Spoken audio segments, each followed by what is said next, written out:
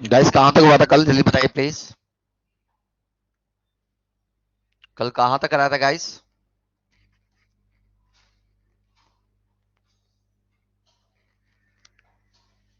Okay, Chanakya तक हो गया था, ठीक है। ये कह रहा है कि मौर्य डायनेस्टी बस स्टार्ट ही कराया था। मौर्य डायनेस्टी खत्म होने वाला है। मौर्य डायनेस्टी खत्म होने वाला है, ये कह रहे हैं कि अभी स्टार्ट ही कराया था। चले, हाई डालिए अशोका। अशोक डालिए गाइस।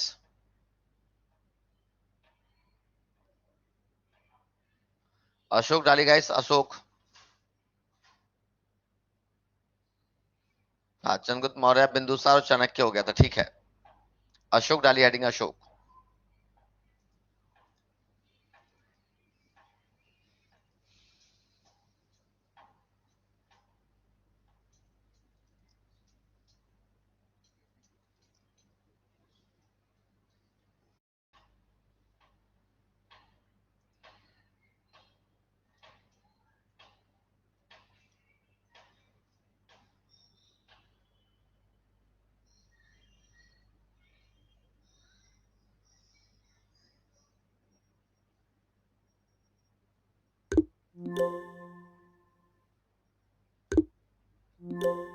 यहाँ से इसको ऐसे कर।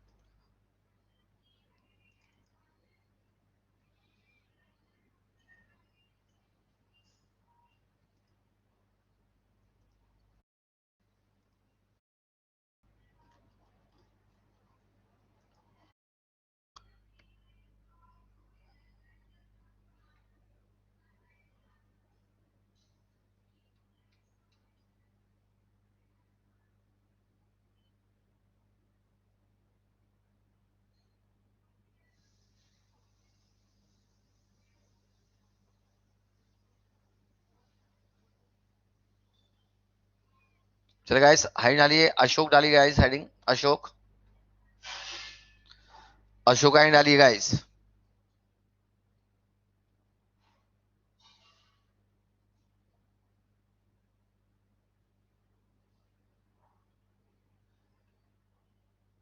आवाज आ रही है गाइस, आवाज आ रही है?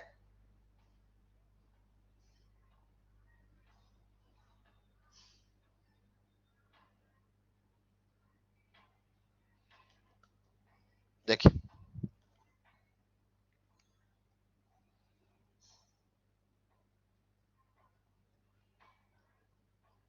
अशोक, देखिए अगर अशोक की बात करें तो अशोक जो था बिंदुसार का पुत्र था।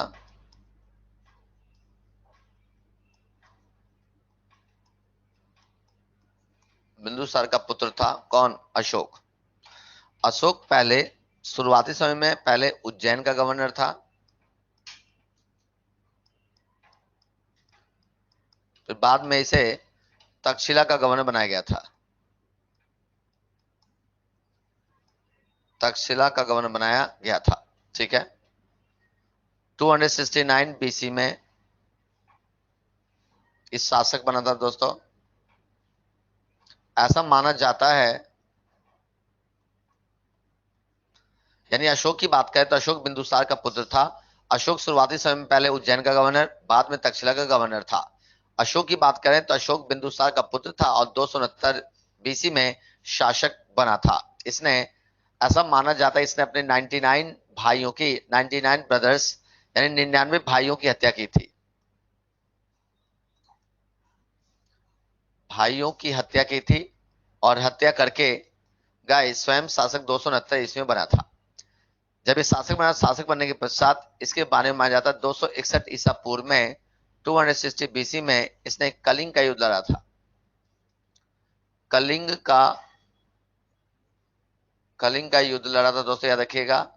261 बीसी में इसने कलिंग का युद्ध लड़ा था।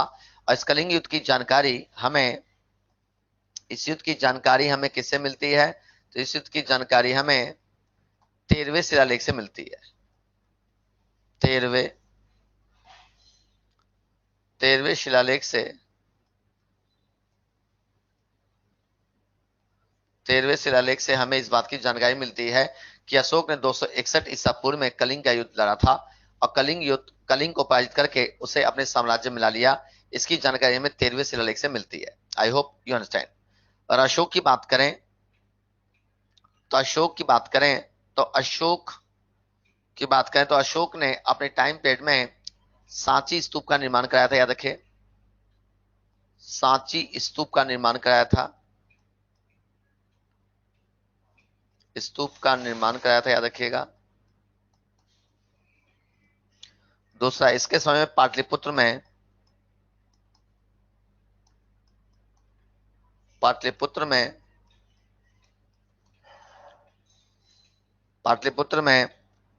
तीसरी बौद्ध सभा का आयोजन किया गया था। तीसरी बौद्ध सभा का आयोजन किया गया था। और इसी अशोक ने श्रीनगर की स्थापना की थी। श्रीनगर की स्थापना की थी। क्या यहां तक क्लियर है? फिर से सुनिए, अशोक पहले उज्जैन का गवर्नर था, फिर तक्षशिला का गवर्नर था। पहले अशोक जो था उज्जैन का गवर्नर, फिर तक्षशिला का गवर्नर था, ठीक है। अशोक बिंदुसार का पुत्र था। 269 बीसी में ये शासक बना था। शासक बनने था 269 बीसी में। ऐसा माना जाता है इसने अपने 99 ब्रदर्स की हत्या करके स्वयं शासक बना था 269 बीसी में। 261 ईसा पूर्व में इसने कलिंग का युद्ध लड़ा था। कलिंग युद्ध की जानकारी 13वें शिलालेख से मिलती है। अशोक जब शासक बना तो अशोक ने सांची स्तूप का निर्माण कराया था, पाटलिपुत्र में तीसरी बौद्ध सभा का आयोजन कराया था और इसने श्रीनगर की स्थापना की थी। आई होप यू अंडरस्टैंड। साथ साथ में गाइस याद रखें, अशोक ने श्रीलंका याद रखिएगा, अशोक ने श्रीलंका में अपने पुत्र महेंद्र, पुत्र का नाम क्या था? महेंद्र, और अपनी पुत्री संघमित्रा को कहां भेजा था? तो श्रीलंका भेजा ताकि बौद्ध धर्म का प्रचार प्रसार किया जा सके। यानी बौद्ध धर्म के प्रचार के लिए अपने पुत्र पुत्री को श्रीलंका भेजा था। उस समय श्रीलंका को सीलोन के नाम से जाना जाता है। आई होप यू अंडरस्टैंड। यहां तक क्लियर है? यहां तक क्लियर है बच्चों? चलिए बताइए प्लीज।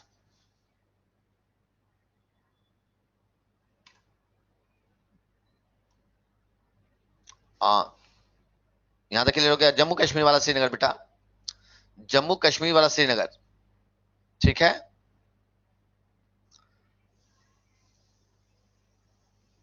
क्लियर है? और पुत्र का नाम था महेंद्र और पुत्री का नाम था संघमित्रा।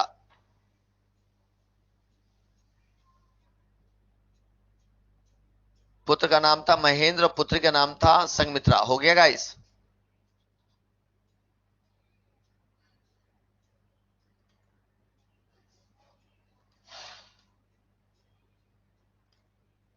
चलिए आगे देखिए।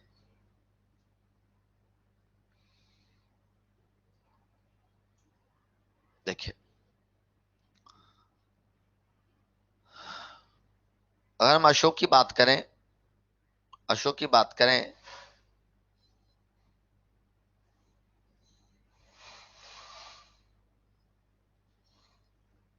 ने अपने टाइम पीरियड में इंस्क्रिप्शन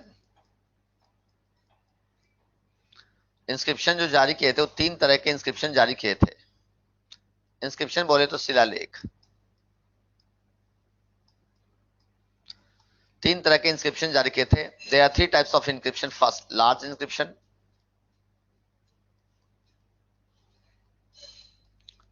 इंस्क्रिप्शन, दूसरा स्मॉल इंस्क्रिप्शन,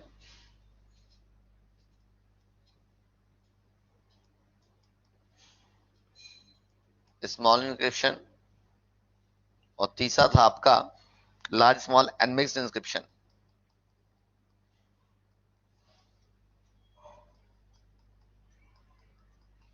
तीन तरह के इंस्क्रिप्शन जारी किए थे किसने? अशोक ने, ठीक है। लार्ज, स्मॉल एंड मिक्स, ठीक है। जो अगर देखा लार्ज इंस्क्रिप्शन की बात करें तो इनकी टोटल संख्या थी, ये टोटल कितने थे? 14 थे। इनकी बात करें तो 7 थे, ठीक है। और ये मिक्स इंस्क्रिप्शन की बात करें तो ये सेवरल थे यानी अनेक थे, ठीक है। इनकी मतलब संख्या निश्चित नहीं है, अलग अलग जगह अलग अलग मिल रही है, ठीक है। इस इंस्क्रिप्शन की बात करें तो लैंग्वेज की बात करें, इसकी लैंग्वेज थी प्राकृत। प्राकृत लैंग्वेज थी, याद रखिएगा, प्राकृत भाषा थी, याद रखिएगा। कौन सी भाषा थी गाइस? प्राकृत भाषा। यानी शिलालेखों की भाषा क्या थी? प्राकृत। अगर इनके स्क्रिप्ट की बात करें, स्क्रिप्ट कैसी थी, तो पहली स्क्रिप्ट थी ब्रह्मी, दूसरी थी खरोष्टी, तीसरी थी अरामाइक, अरामाइक, और चौथी थी ग्रीक। ये चार तरह के स्क्रिप्ट थे किसके? शिलालेखों की, याद रखिएगा। प्यार दोस्तों, अशोक के शिलालेखों की बात करें तो अशोक ने 3 तरह के इंस्क्रिप्शन जारी किए थे, यानी पत्थर पर लिखे गए लेखों को शिलालेख कहते हैं, ठीक है। लार्ज संख्या 14, स्मॉल 7 और मिक्स की संख्या सेवरल थी। इस इंस्क्रिप्ट की भाषा क्या थी? प्राकृत। और इसमें 4 स्क्रिप्ट थे, ब्राह्मी, खरोष्टी, अरामाइक और ग्रीक। 4 तरह के लिपि का प्रयोग किया गया था। और सबसे पहले रीड करने वाला व्यक्ति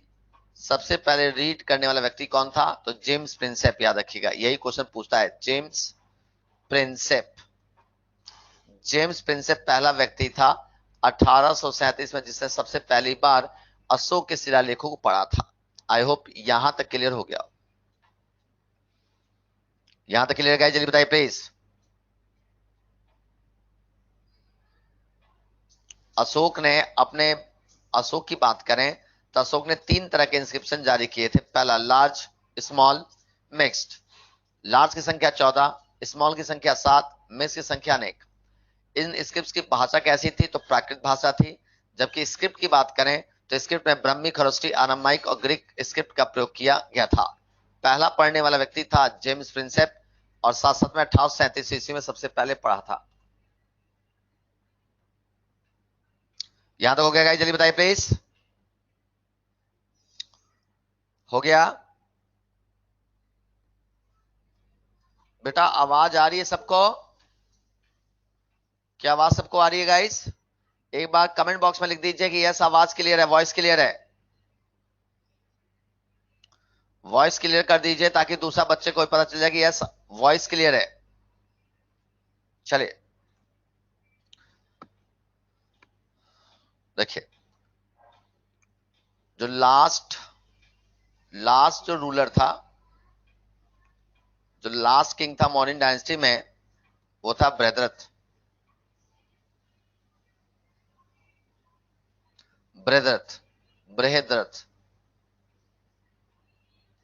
Bhadrath was the last ruler of the Mauryan dynasty and he was killed by Pushyamitra.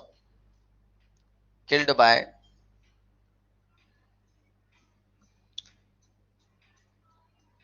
Pushyamitra Sung. यानी बृहद्रथ की हत्या पुष्यमित्र सुंग ने कर दी थी। पुष्यमित्र सुंग ने बृहद्रथ की इसकी हत्या कर दी थी, याद रखिएगा। यानी पुष्यमित्र सुंग ने बृहद्रथ की हत्या कर दी, और हत्या करके जिस वंश की स्थापना की थी उसे सुंग वंश के नाम से जानते हैं। किस नाम से? सुंग वंश। आई होप यू अंडरस्टैंड। यानी पुष्यमित्र सुंग was the founder of Sunga dynasty in India. Bharat में सुंग वंश का संस्थापक कौन था? तो पुष्यमित्र सुंग था। आई होप यू अंडरस्टैंड, ठीक है। मौर्यन डायनेस्टी कंप्लीट हुआ आपका, मौर्य कंप्लीट हुआ guys, Maurya finish, Maurya complete हुआ। जल्दी करिए।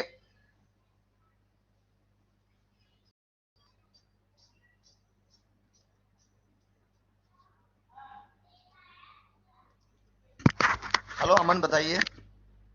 हेलो अमन बताएं। हेलो। हाँ जी अमन जी बताइए। Good morning sir. Very good morning जी, सर बताएं। मुझे एक चीज पूछनी थी सर, आपने सर ड्राफ्टिंग चंद्रगुप्त मौर्य और बिंदुसार कर की तो दिया की नहीं थी कर सर। दिया कर दिया था मैंने। कर दिया था सर कल? हाँ क्योंकि चलो ठीक है सर, मैं क्लास देख लूंगा फिर कल वाली। हाँ हाँ, क्लास आप देखिएगा, उसमें मैंने समझ आता है, पीडीएफ से आप पढ़ा रहे तो उससे ज्यादा कुछ समझ नहीं आता फिर। नहीं नहीं, तो जो ड्राफ्टिंग का मतलब वो पीडीएफ इसलिए भी दिया जाता है ताकि अच्छा। आप वहां से नोट्स बना पाए, ठीक है ना। ओके ओके सर, मैं वहां से देख लूंगा, चेक कर लूंगा सर। हाँ, वहां से देख लीजिएगा, हिंडाली Gupta dynasty. Okay thank you. कल दिल्ली सल्तनत, कल दिल्ली सल्तनत आपने देखा होगा। कल दिल्ली सल्तनत कल आपका जो टॉपिक था मौर्य और गुप्ता था, याद है। कल आपके टॉपिक्स में मौर्य और गुप्ता था। मौर्य कंप्लीट करा दिया है, अब गुप्ता स्टार्ट करने जा रहा हूं। आज हमारा टॉपिक दिल्ली सल्तनत लगा हुआ है, जल्दी से गुप्ता फिनिश करेंगे गाइस। आगे बढ़ो, जल्दी बताइए।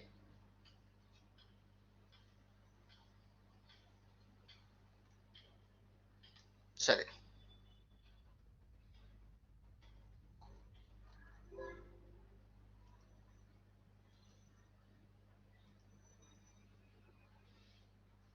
गुप्त गुप्त ये रहा, गुप्त।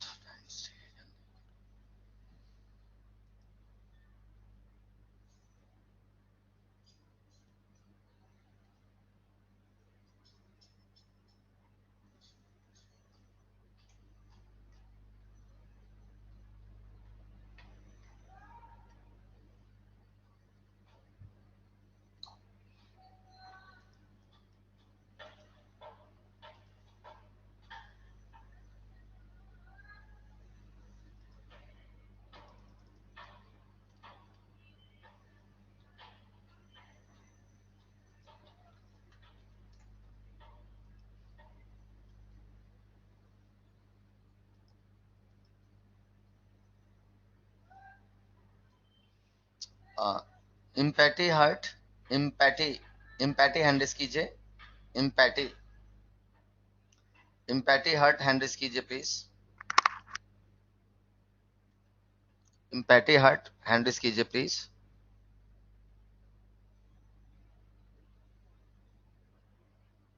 इम्पैटी हर्ट हैंडिस कीजिए प्लीज।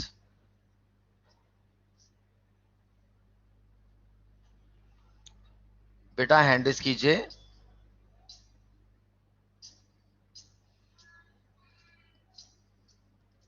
जी बताएं, इम्पैटी जी बताएं। हेलो इम्पैटी,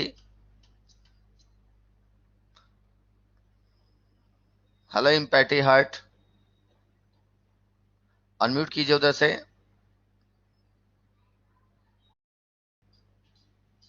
अच्छा सर ठीक है, ओके। मैं मुझे ये आप पूछ रहा था कि नहीं नहीं, अभी देखिए, अभी अगर मैं अगर यहाँ पे अगर अगर यहाँ से अगर वहां पे देखेंगे तो सुंग वंश है, फिर सातवाहन वंश है, फिर कुषाण वंश है, फिर कन्नम वंश है, फिर पल्लव वंश है, ठीक है, फिर राजपूत वंश है, फिर चोल चोल वंश है, फिर चालुक्य वंश है। मुझे आप ये बताइए, आपको जीएस में क्वेश्चन पकड़ने हैं या पूरा नॉलेज आपको चाहिए। ठीक है सर, हेलो, जैसा आप सही समझे सर। ओके सर, ठीक है मैं सर। नहीं समझ रहा हूँ, मैं नहीं समझ रहा हूँ जो सिलेबस पे उन्होंने लिखा हुआ है आपके, ठीक है ना। हाँ हम सर, तो, सिलेबस से ही चाहिए सर। हाँ तो हम कंडक्टर, हम एज ए देखा जाए तो हम ड्राइवर हैं, नॉट ए कंडक्टर। कंडक्टर कौन है? मैनेजमेंट है, ठीक है ना। मैनेजमेंट ने कल दिया था कि मौर्य डायनेस्टी और गुप्ता डायनेस्टी कंप्लीट करना है सर आपको। आज देखिए दिल्ली सल्तनत लिख दिया है, लिखा है ना दिल्ली सल्तनत फर्स्ट पार्ट, ठीक ओके है। सर, ओके, तो ठीक जो ठीक है। आपका जो एग्जाम है ना, उस एग्जाम को ध्यान में रखते हुए जीएस के डायमेंशन कवर करते हैं, ठीक है ना। अब जैसे और कोई एग्जाम जैसे कमीशन का पेपर होता है या जैसे आप दे रहे होते हैं, पीसीएस का पेपर दे रहे होते हैं, ठीक है, या कोई और पेपर दे रहे होते हैं, तो हमें वहां पे ध्यान रखना पड़ता है कि यहाँ बच्चे का एग्जाम में कहाँ से क्वेश्चन पूछेगा, ठीक है। आपके जो जीएस में जो क्वेश्चंस के डायमेंशन जो होते हैं ना, वो स्पेसिफाइड होते हैं कि यार यहां से क्वेश्चन बन सकता है, यहां से क्वेश्चन बन सकता है। समझ में आया बेटा? Okay sir, okay. चल, चलेगा, इस आगे बढ़ते हैं। है डालिए, गुप्ता वंश, गुप्ता डायनेस्टी।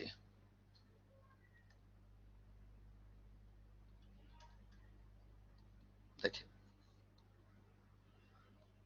गुप्त वंश की बात करें, याद रखिएगा, पहले ध्यान सुन लीजिए।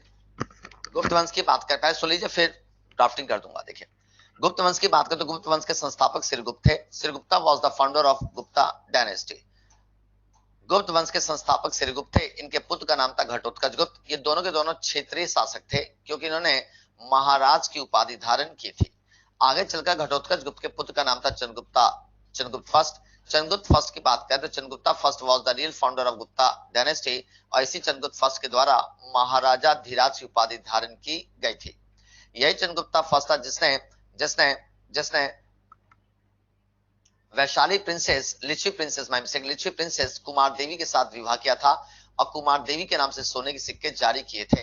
यानी कि अपनी पत्नी के नाम से सोने के सिक्के जारी करने वाला पहला भारतीय शासक कौन था? तो यही चंद्रगुप्ता फर्स्ट था। Then we can say that Chandragupta first was also known as Maharaja Dhiraj and gold coins was introduced by Chandragupta first and साथ में he was the real founder of Gupta dynasty. Then you can say that Chandragupta first की बात करें तो Chandragupta first को महाराजा धीराज के नाम से भी जाना जाता है। इसने लिच्छवी प्रिंसेस कुमार देवी से विवाह किया था और कुमार देवी के नाम से सोने के सिक्के जारी किए थे। ऐसा करने वाला ये पहला शासक था। यही चंद्रगुप्ता फर्स्ट था जिसने अपने टाइम पीरियड में गुप्त संवत की शुरुआत की थी। यानी गुप्त संवत की शुरुआत करने का श्रेय इसी चंद्रगुप्ता फर्स्ट को दिया जाता है। यानी अगर हम फाउंडर की बात करें, गुप्त वंश के फाउंडर की बात करें तो प्यारे बच्चों गुप्त वंश का संस्थापक या फाउंडर था कौन? As a Shrigupta. Shrigupta was the founder of Gupta dynasty. Shrigupta के बाद जो अगला शासक हुआ था उसका नाम था घटोत्कच गुप्त। घटोत्कच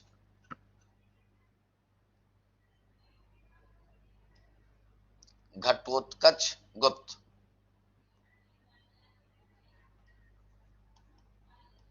यानी घटोत्कच गुप्त जो था गुप्त वंश श्रीगुप्त का पुत्र था और इसी के बेटे का नाम था चंद्रगुप्ता फर्स्ट। चंद्रगुप्त फर्स्ट, ठीक है। चंद्रगुप्त फर्स्ट की बात करें तो इसे रियल फाउंडर माना जाता है। याद रखिएगा रियल फाउंडर था कौन? चंद्रगुप्ता फर्स्ट। इसी चंद्रगुप्ता फर्स्ट ने महाराजा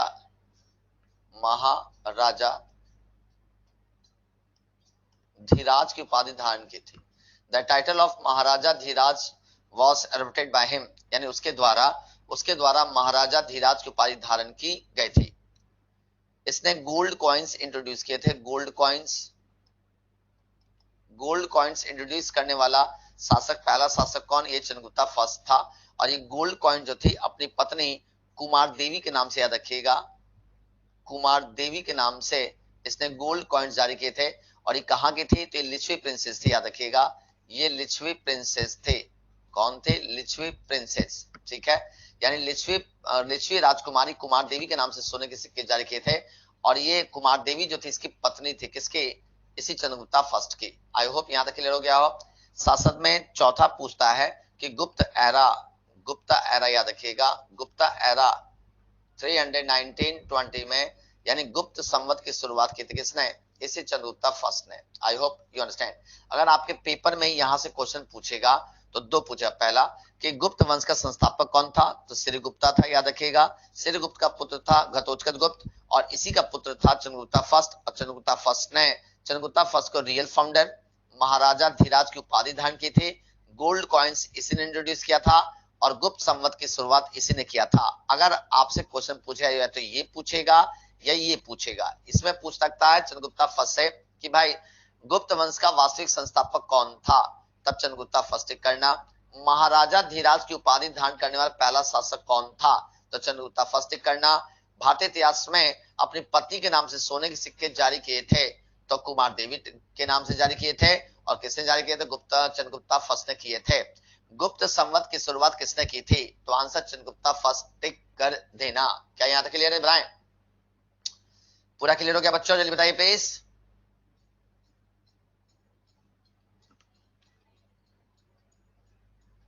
जल्दी बताइए बच्चों, यहां तक क्लियर हो गया? जल्दी बताइए।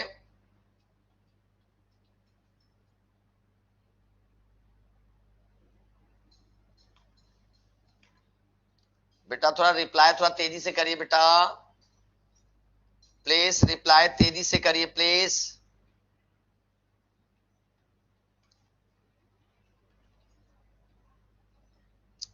गुप्त वंश का संस्थापक कौन था? श्रीगुप्त था। श्रीगुप्त का उत्तराधिकारी घटोत्कच गुप्त था। घटोत्कच गुप्त का उत्तराधिकारी चंद्रगुप्ता फर्स्ट था। इसी चंद्रगुप्त फर्स्ट को गुप्त वंश का संस्थापक रियल फाउंडर मानते हैं। महाराजा धीराज की उपाधि धारण की थी। गोल्ड कॉइन जारी किए थे और गुप्त संवत यानी गुप्त एरा की शुरुआत की थी किसने? इसी चंद्रगुप्ता फर्स्ट ने। अगर आप लोगों की आगे आओ तो आगे बढ़ो।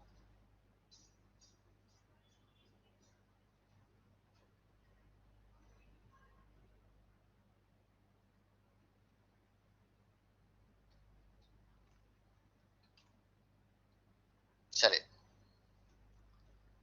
यानी कंफर्म हो गया, पहला शासक था सिरगुप्त, दूसरा शासक था घटोत्कच,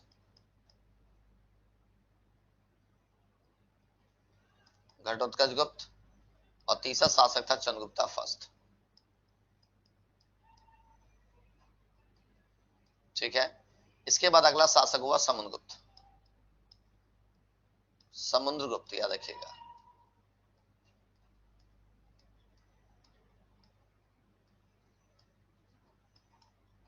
समुद्रगुप्त शासक हुआ, यहां पे सुनिए ध्यान से।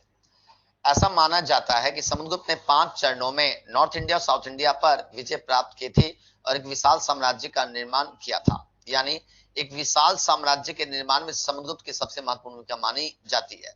जब इसने नॉर्थ इंडिया साउथ इंडिया पे एक बड़े साम्राज्य का निर्माण किया था तो इसने अश्वमेध पराक्रम की उपाधि धारण की थी और अश्वमेध यज्ञ का आयोजन किया था। यानी गुप्त शासकों में अश्वमेध यज्ञ करने का श्रेय समुद्रगुप्त को दिया जाता है और इसी समुद्रगुप्त ने अश्वमेध यज्ञ किया था और टाइटल लिया था अश्वमेध पराक्रम। इसी समुद्रगुप्त की बात करें तो इतिहासकार इस व्यक्ति से भारत का नेपोलियन कहा है और यही समुद्रगुप्त था जिसने प्रयाग प्रशस्ति की रचना की थी और इसकी उपलब्धियों की जानकारी हमें प्रयाग प्रशस्ति से मिलती है जो हरि सिंह ने खुदवाया था। समुद्रगुप्त को कवि राज भी कहा जाता था। ऐसा माना जाता था एक विद्वान व्यक्ति था इसलिए इसने कवि राज की उपाधि धारण की थी। समुद्रगुप्त की बात करें, समुद्रगुप्त को वीणा बजाने का काफी ज्यादा शौक था अतः संगीत में इसकी काफी ज्यादा रुचि थी। ठीक है, यानी अब समुद्रगुप्त की बात करें तो ध्यान समझिए, समुद्रगुप्त की बात करें तो north India and south India पर इसने विक्ट्री की थी। ठीक है, और इसने अश्वमेध यज्ञ का आयोजन किया था। अश्वमेध यज्ञ का आयोजन किया था, याद रखिएगा। और इसने नॉर्थ इंडिया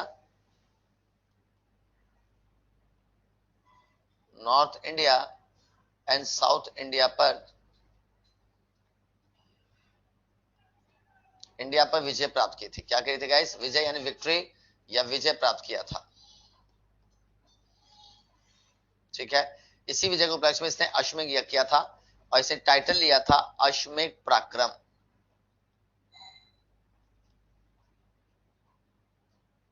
अश्वमेध पराक्रम की उपाधि धारण की थी, याद रखिएगा। द टाइटल ऑफ अश्वमेध पराक्रम वॉज एडवर्टाइज्ड बाय हिम। ठीक है, शासक में एक विद्वान व्यक्ति था तो इसने कवि राज की उपाधि धारण की थी, याद रखिए। कवि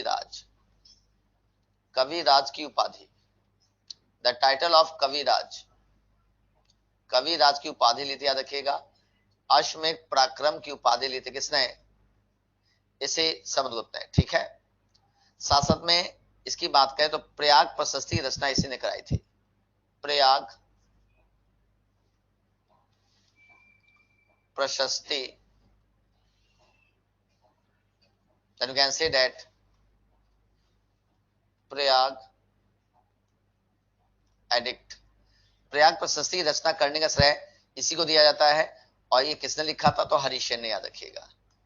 हरिसेन ये इसका सेनापति था, यानी कि समुद्रगुप्त का सेनापति था हरिसेन जिसने प्रयाग प्रशस्ति रचना की थी और इसी प्रयाग प्रशस्ति से इसके अचीवमेंट्स बोले तो उपलब्धियों की जानकारी मिलती है। ठीक है, इतिहासकार स्मिथ ने इसे भारत का नेपोलियन कहा है।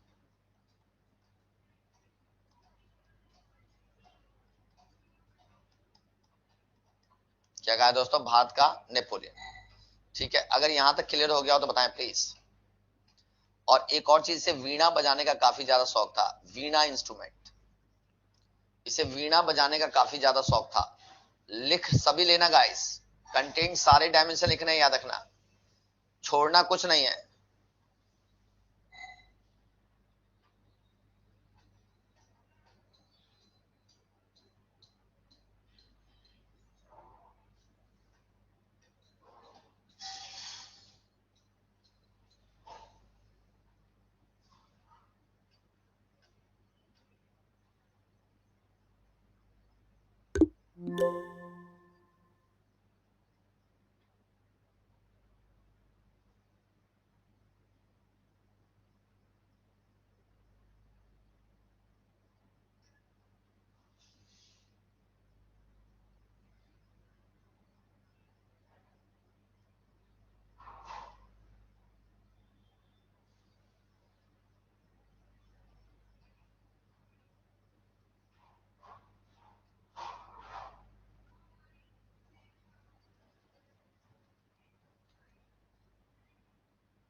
चीफ इन कमांडर, चीफ इन कमांडर।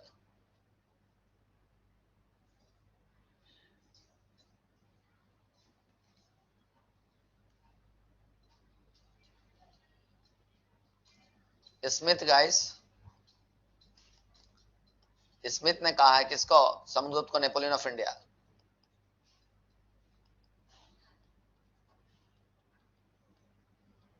किसको कहा है? समुद्रगुप्त को कहा है, याद रखना। ठीक है, देखिए अगर आपके पेपर में क्वेश्चन पूछता है ना तो यही पूछता है कि भारत का नेपोलियन किसे कहते हैं, आंसर टिक कर देना स्मिथ। ये जीएस का सबसे, गुप्ता डायनेस्टी से सबसे ज्यादा क्वेश्चन यही पूछता है। Smith was the historian, Smith was the historian, historian.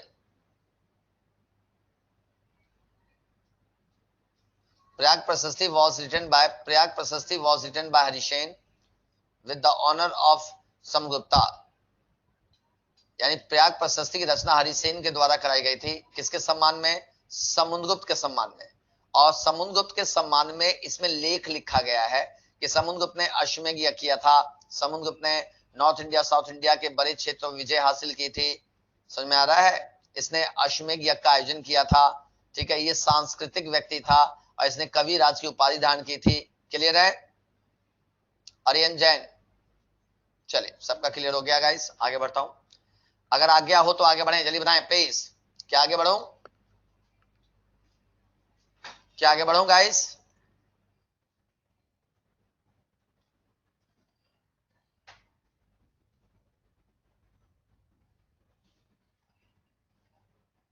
Samudragupta, ठीक है, चलिए आगे बढ़ते हैं।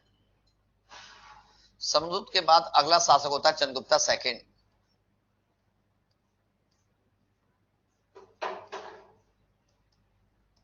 चंद्रगुप्ता सेकंड, ठीक है।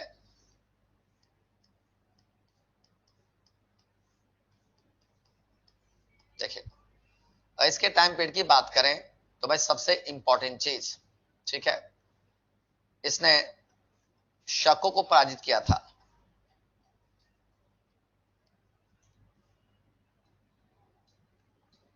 शक्स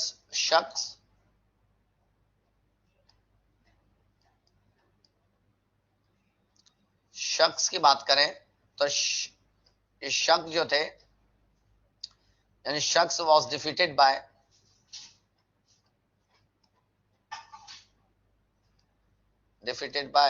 हिम। यानी कि देखा जाए शकों को डिफीट किया था किसने? इसी चंद्रगुप्ता सेकंड ने। अब जब शकों को पराजित किया था तो इसी के सम्मान में सिल्वर कॉइन्स जारी किए थे, चांदी के सिक्के।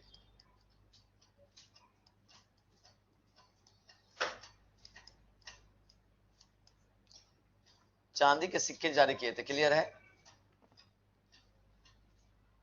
खराब हो गया क्या ये?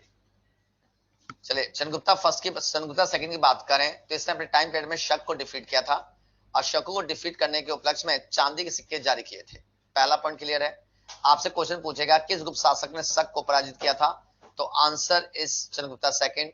और किसको पराजित करने के उपरांत चंद्रगुप्ता सेकंड ने चांदी के सिक्के जारी किए थे? चंद्रगुप्ता सेकंड। इसमें शकों को पराजित करने के उपलक्ष्य में चांदी के सिक्के जारी किए थे। याद रखिएगा इसी के टाइम पीरियड में फाहियान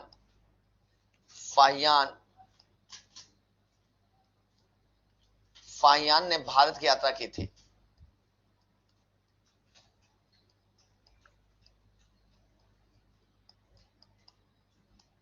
चंद्रगुप्ता सेकंड के टाइम पीरियड में चीनी यात्री, ये चीन का यात्री था फाहियान, जिसने चंद्रगुप्ता सेकंड के समय में भारत की यात्रा की थी। ये भी याद रखिएगा चंद्रगुप्ता सेकंड के दरबार में नवरत्न बोले तो 9 विद्वान थे, 9 स्कॉलर, 9 विद्वान थे जो इसी चंद्रगुप्ता सेकंड के दरबार में रहते थे, जिसमें सबसे महत्वपूर्ण कौन थे? कालिदास। कालिदास का नाम सुना है? कालिदास सबसे महत्वपूर्ण विद्वान थे और इसे भारत का शेक्सपियर कहा जाता है। भारत का शेक्सपियर कहते हैं किसको? कालिदास को। ठीक है, यानी चंद्रगुप्ता सेकंड की बात करें, शख्स was defeated by Chandragupta second and silver coins was introduced by him, and Fayan came to India in the time period of Chandragupta II, and नवरत्न जो थे यानी नौ विद्वान जो थे इसी चंद्रगुप्ता सेकंड के दरबार में थे, and Kalidas was also known as Shakespeare of India, यानी कालिदास को भारत का शेक्सपियर कहा जाता है। ठीक है, इसी चंद्रगुप्ता सेकंड की बात करें तो इसी ने अपने टाइम पीरियड में महरौली का लोह स्तंभ इसी ने जारी किया था। महरौली का लोह स्तंभ बोले तो आयरन पिलर, आपने आयरन पिलर सुना होगा, क्लियर है। आयरन पिलर जारी करने का श्रेय इसी को दिया जाता है, किसको? चंद्रगुप्ता सेकंड को। आई होप यहां तक क्लियर हो गया हो। इसी चंद्रगुप्त सेकंड की बात करें तो इतिहास में इसे विक्रमादित्य भी कहते हैं, इतिहास में इसे Vikramaditya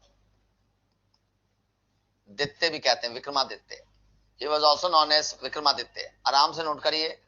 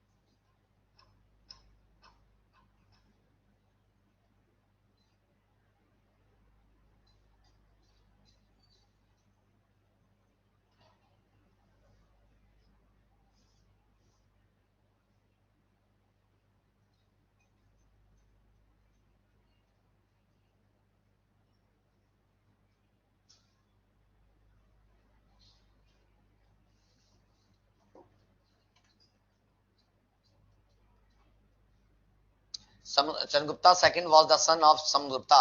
Dev based Chandragupta second was the son of आरती जी। एक आयरन का जो है ना, आयरन का जो है पूरा लोहा ही है, क्लियर है? और क्लियर है, आयरन का जो लोहे का बना हुआ स्टील यानी पूरा लोहे का बना हुआ जो है एक पिलर टाइप का है, खंबा देखा, खंबा उसी को बोलते हैं पिलर। ठीक है, दिल्ली में है, दिल्ली का जो महरौली जो यहाँ कुतुब मीनार है वहीं पर लोहे की बनी एक पूरा एक पिलर टाइप का, एक खंबा टाइप का है जो गाड़ा गया है वहां पर। ठीक है, उसका निर्माण जो है, और उस पिलर की खासियत है, हाँ दिल्ली में है, और उस पिलर की खासियत उसमें अब तक जंग नहीं लगा हुआ है, बिल्कुल सेम सॉलिड है, जबकि जंग लग के वो खराब हो सकता है। यानी उस समय की टेक्नोलॉजी को डिनोट करता है कि उस समय की टेक्नोलॉजी कितनी जबरदस्त है कि आज तक जो है वो मतलब वैसा ही लोहा अभी भी है।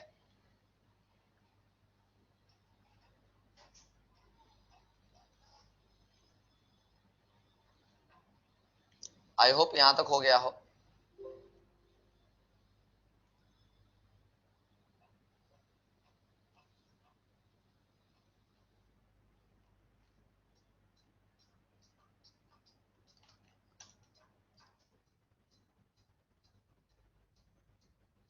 ये दिखाई दे रहा है आपको? ये दिखाई दे रहा है?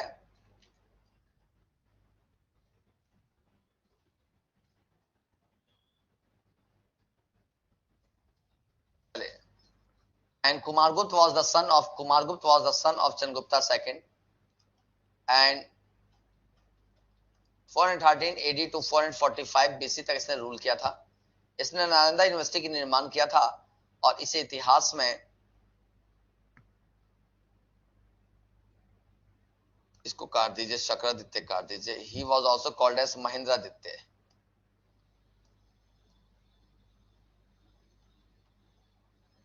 He was also known as Mahendraditya. इसे इतिहास में महेंद्रादित्य कहते हैं, किसको? कुमारगुप्त फर्स्ट को।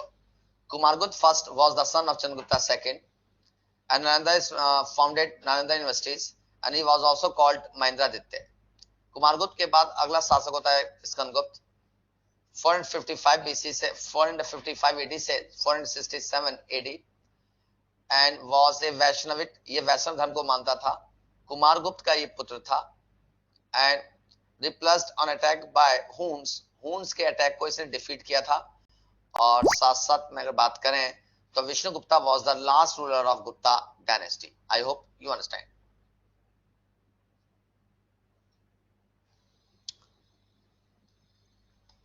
last known ruler of Gupta dynasty 540 to 550 AD. That's it, finish, complete हुआ guys। ये याद रखना कि ये जो था कुमारगुप्त ये चंद्रगुप्त सेकंड का पुत्र था।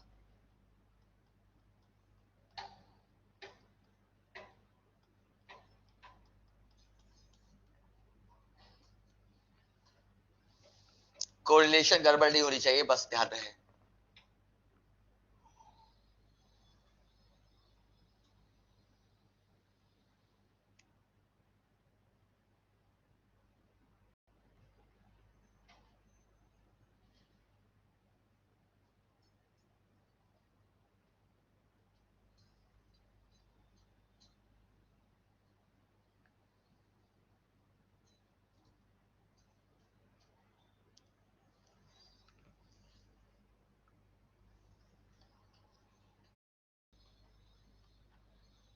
उनको पराजित किया था किसने?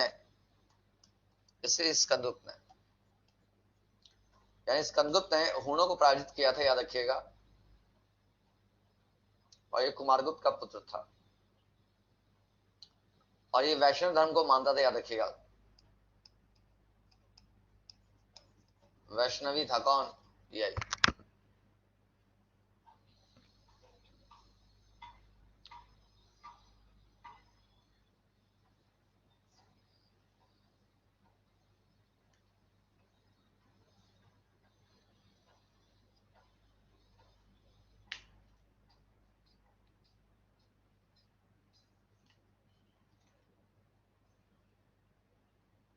बेटा अगर हो गया हो जल्दी बताइए प्लीज, 12 मिनट रह रहे हैं। मैं आज दिल्ली सल्तनत स्टार्ट करना चाह रहा था, क्या हो गया गाइस?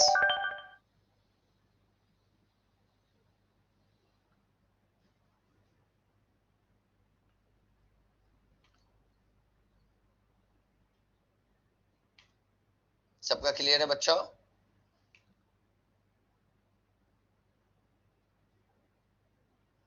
सबका क्लियर है, ठीक है। हाई डालिए, हाई डालिए दिल्ली सल्तनत,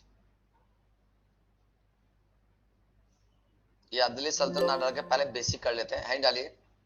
मुस्लिम आक्रमण, मुस्लिम्स अटैक,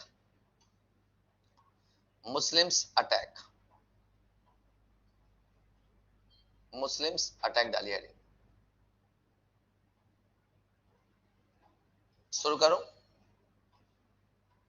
करूं लेक्चर?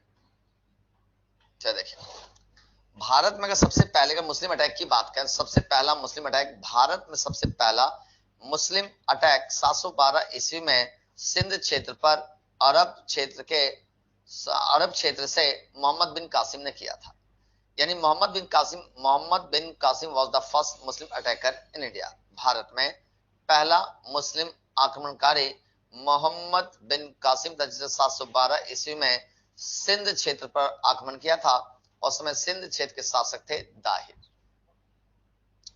सिंध क्षेत्र के शासक कौन थे? दाहिर थे, दाहिर। इसी दाहिर के टाइम पीरियड में सिंध क्षेत्र पर अटैक किया था किसने? मोहम्मद बिन कासिम ने। मोहम्मद बिन कासिम ने सिंध के शासक दाहिर को पराजित किया था और यहां पर जजिया कर इंपोज किया था। यानी jizya tax was imposed by Mohammad bin Qasim. और ये पहला एग्जाम्पल है जब भारत में जजिया कर लगाया गया था। यानी एक धार्मिक कर था, जो हिंदुओं को जो सुरक्षा दी जाती थी उसके बदले में जो टैक्स लिया जाता था उसी को जजिया कर कहा जाता था। हिंदुओं को जो सुरक्षा दी जाती थी शासकों के द्वारा, उसके बदले में जो टैक्स लिया जाता था उसी को जजिया टैक्स कहा जाता है। और ये जजिया टैक्स इंपोज करने वाला पहला मुस्लिम आक्रमणकारी कौन? तब मोहम्मद बिन कासिम था। आई होप यू अंडरस्टैंड। यहां तक क्लियर है? भारत में पहला मुस्लिम आक्रमणकारी मोहम्मद बिन कासिम 712 ईस्वी में सिंध क्षेत्र पर किया था और समय सिंध का शासक था Dahir. And Dahir was defeated by Mohammad bin Qasim in 712 AD and jizya tax was imposed by him. ठीक है। अगर दूसरा मुस्लिम आक्रमणकारी की बात करें तो दूसरा सबसे महत्वपूर्ण मुस्लिम आक्रमणकारी था महमूद गजनवी। महमूद गजनवी की बात करें तो भारत में से 17 बार भारत पर आक्रमण किए थे। 1001 से लेकर 1027 के बीच में, 1001 से लेकर 1027 के बीच में इसने 17 बार भारत पे आक्रमण किए थे। जब 17 बार भारत पे आक्रमण किए तो इस आक्रमण में पहला आक्रमण इसने 1001 में हिंदू शाही डायनेस्टी के शासक जयपाल के अगेंस्ट किया था। And Jaipal was defeated by Mahmud Ghaznavi in 101 AD and the most important war in 1025 AD. Then can say that Mahmud Ghaznavi का पहला आक्रमण 1001 एडी में हिंदू शाही डायनेस्टी के शासक जयपाल के अगेंस्ट हुआ था और जयपाल को इसने डिफीट किया था। महमूद गजनवी का सबसे महत्वपूर्ण आक्रमण था 1025 में गुजरात के सोमनाथ मंदिर पर अटैक, और गुजरात के सोमनाथ मंदिर को डिस्ट्रॉय कर दिया गया और यहां से काफी ज्यादा धन संपदा वो लूट कर लेकर गया था।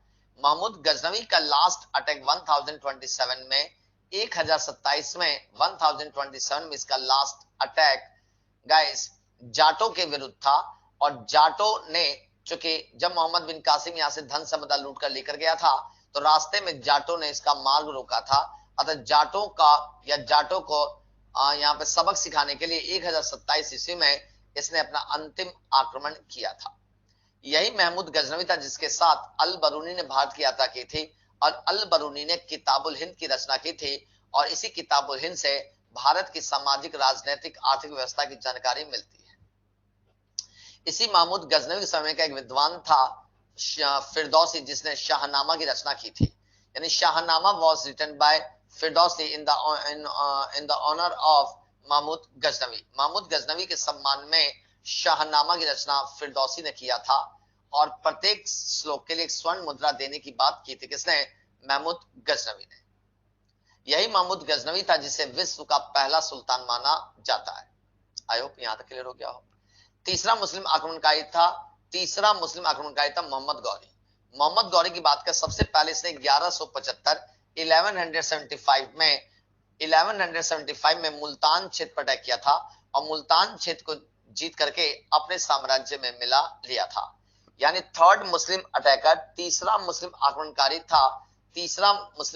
था मोहम्मद गौरी, जिसने 1175 में मुल्तान पर अटैक किया और मुल्तान के क्षेत्र को जीत करके अपने साम्राज्य में मिला लिया था।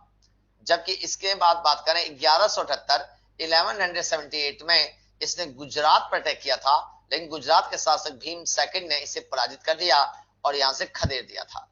आगे चलकर 1191 और 1192 में पृथ्वीराज चौहान के साथ मिलकर मोहम्मद गौरी ने तराइन का प्रथम युद्ध और तराइन का द्वितीय युद्ध लड़ा। तराइन के प्रथम युद्ध में मोहम्मद गौरी की पराजय हुई थी और तराइन के सेकंड वॉर में पृथ्वीराज चौहान की पराजय हुई थी, और इस तरह से पृथ्वीराज चौहान को हरा करके यहाँ पे नॉर्थ इंडिया में एक बड़े साम्राज्य की स्थापना की थी किसने? मोहम्मद गौरी ने। मोहम्मद गौरी की बात करें तो मोहम्मद गौरी का सिपह सलार था कुतुबुद्दीन ऐबक, जो मोहम्मद गौरी का एक दास भी था। यही कुतुबुद्दीन ऐबक था जिसने मोहम्मद गौरी के साम्राज्य का विस्तार भारतीय क्षेत्र में किया था। यद्यपि मोहम्मद गौरी की मृत्यु 1206 ईस्वी में हो गई थी, अतः 1206 ईस्वी में जब मोहम्मद गौरी की मृत्यु हुई तो इसी कुतुबुद्दीन ऐबक ने भारत में जिस वंश की स्थापना की उसे गुलाम वंश के नाम से जाना जाता है या स्लेव डायनेस्टी के नाम से जाना जाता है। क्लियर? और यहीं से दिल्ली सल्तनत की शुरुआत होती है। कहां से? तो कुतुबुद्दीन ऐबक से। यहां तक क्लियर है guys? And Qutubuddin Aibak was the slave of Mohammad Ghori. Mohammad Ghori का दास था कौन? कुतुबुद्दीन ऐबक। और इसी कुतुबुद्दीन ऐबक की बात करें तो कुतुबुद्दीन ऐबक ने जिस डायनेस्टी की स्थापना की उसे गुलाम डायनेस्टी के नाम से जानते हैं, और यहीं से दिल्ली सल्तनत की शुरुआत होती है। आई होप यहां तक क्लियर हो गया।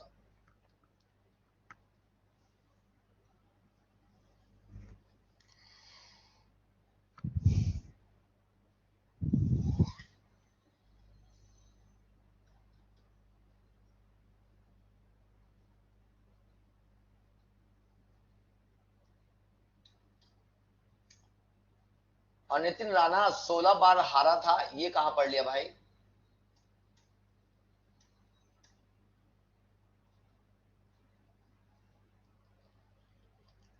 मतलब 16 बार किससे हारा था, 16 टाइम्स किससे हारा था, ये भी तो पढ़ा होगा।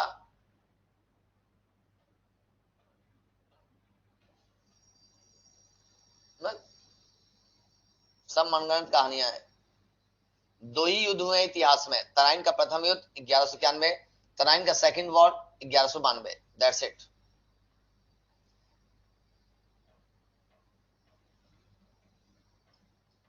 यहां तक क्लियर हो गया गाइस। चलिए अगली क्लास में आओगे तो अगली क्लास में बताना कि सर मोहम्मद इसमें कुतुबुद्दीन, हाँ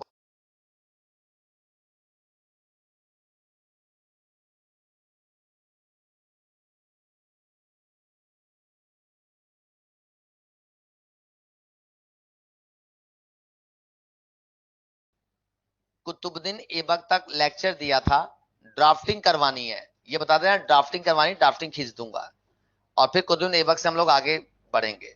ठीक,